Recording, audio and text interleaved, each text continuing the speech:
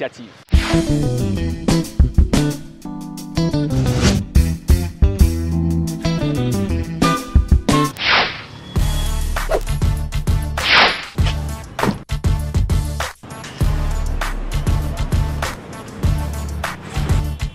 Bonjour.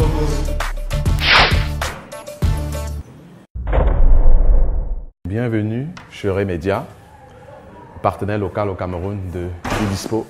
Sylviane Kamga, qui est une des cofondatrices, responsable produit et service client Idispo. Remedia est un partenaire local que Idispo a choisi pour externaliser une partie de notre activité. Donc, Idispo s'appuie à la fois sur une compétence technologique, mais aussi sur une compétence humaine. Je présente Benoît Ravel, qui est le directeur des opérations de Remedia. Donc c'est lui qui est en charge du recrutement, du coaching, de l'animation. Idispo est une start-up basée en France avec une ouverture prochaine de bureaux aux États-Unis. Idispo va d'un simple besoin personnel que j'ai eu il y a déjà de cela 2 ans. Donc je souhaitais prendre rendez-vous avec un dentiste et j'ai dû appeler un 14 dentistes. Et donc je me suis dit, est-ce que je n'aurais pas pu éviter toute cette perte de temps s'il y avait eu une plateforme à qui j'aurais pu tout simplement indiquer que je voulais prendre rendez-vous avec un dentiste, donner mes disponibilités et que le rendez-vous soit pris automatiquement. Je me suis dit qu'il y avait quelque chose à faire et donc c'est de là que je décide de quitter Microsoft en octobre 2010 pour me lancer à temps plein avec quelques amis. On a élargi l'idée après de nombreux prototypes pour arriver aujourd'hui à ce que est Idispo, un assistant virtuel qui vous simplifie le quotidien et qui est capable de réaliser de nombreuses tâches du quotidien à votre place.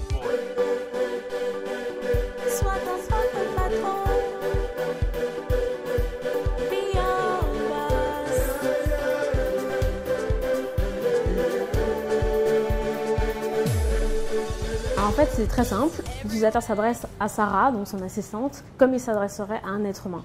Donc en langage naturel, il formule son besoin tel qu'il le ressent.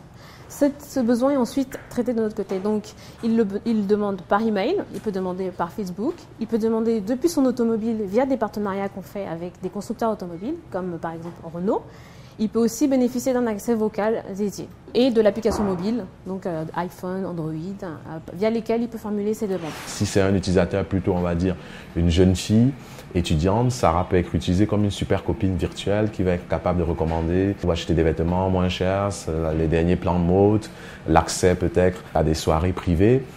Si c'est une jeune maman, une maman de maison, ça va être les tâches du quotidien de la maison. C'est comme si vous aviez une secrétaire à qui vous pouvez demander quasiment tout et qui fait son maximum pour le réaliser pour vous. Je contacte Sarah, je lui explique. Donc j'explique mon besoin, j'ai besoin d'un billet Camerco pour me rendre, admettons à Paris, donc de Douala à Paris, de telle date à telle date. S'il y a besoin d'éléments complémentaires, Sarah va s'adresser à moi et me demander de compléter, par exemple, le nombre de passagers, la classe, tous mes critères. Une fois que j'ai formulé ma demande, moi personnellement, utilisateur, je n'ai plus rien à faire. Soit le traitement est automatique, soit des agents vont prendre le relais, réaliser les tâches, les recherches, les appels, tout ce qu'il faut pour moi et revenir vers moi avec le résultat. Par exemple, des propositions de tarifs, des alternatives, s'il y a par exemple des promotions selon l'heure.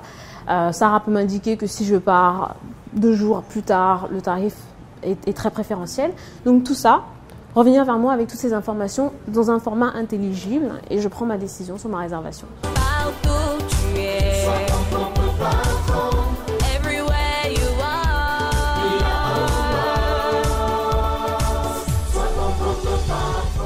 Idispo va nouer des partenariats avec des agences qui sont capables de réaliser cela afin de répondre à ce type de demande pour nos utilisateurs.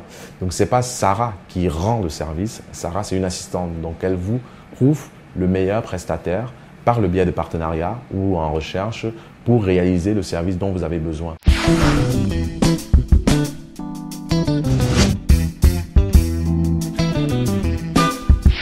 Donc les difficultés, c'est déjà, il faut arriver à convaincre quand même, puisqu'on était dans une logique où il y avait beaucoup de partenariats à faire. Il faut convaincre des personnes qu'une jeune start-up, c'est le problème type, c'est un peu un problème général des start-up, ça ne vient pas que de moi, mais arriver à convaincre des grandes entreprises à travailler avec vous.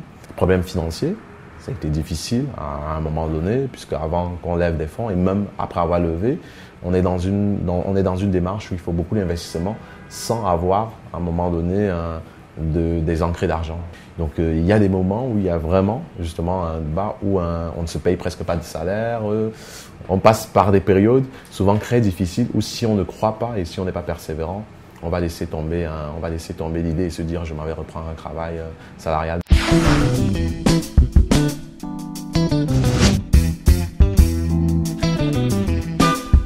Les perspectives à venir, c'est vraiment, j'ai donné un objectif à atteindre, dépasser le million d'utilisateurs. Et dans ces millions d'utilisateurs, on va des utilisateurs africains, américains et européens, qui est notre marché d'origine. Aujourd'hui, on est en train de s'implanter au Cameroun. Je vois qu'il y a une bonne dynamique avec les entreprises avec lesquelles on a pu parler. Donc, on attend justement vraiment de déployer le service et voir justement comment le Cameroun répond justement à un projet entrepreneurial comme le nôtre.